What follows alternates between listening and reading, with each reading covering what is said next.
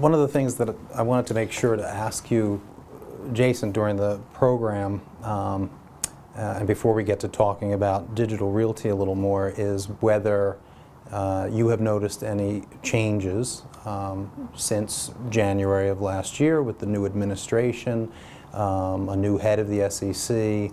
Have things changed in terms of the whistleblower award program, in the way it's enforced, in the way it's applied? Have you seen any changes that would be of interest to our audience? Yeah, well, you know, the first year out, there was a lot of people asking me these questions and very concerned, and there were not a lot of awards given out.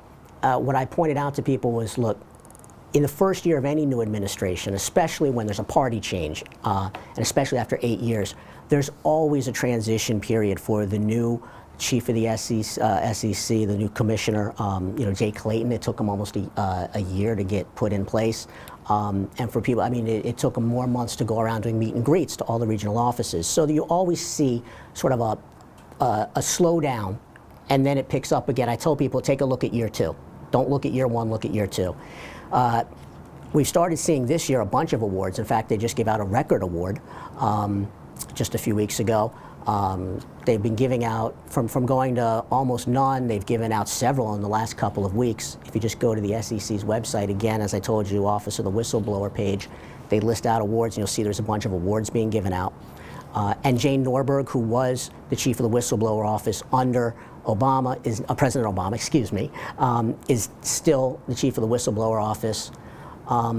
You know, I think more of the changes come in terms of what's enforcement's priorities going to be, because every administration, no administration has just abandoned law enforcement, but they all have their own priorities.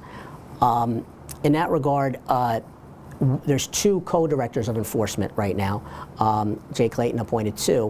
One was a former assistant director under President Obama, and the other was a former U.S. attorney for Southern District of New York, and then he had many years in private practice. So there are law enforcement people and holdovers in their current positions. I think it's more a question of which cases are they going to prioritize more than is it going to really have an impact on the whistleblower program, at least from what we've seen so far.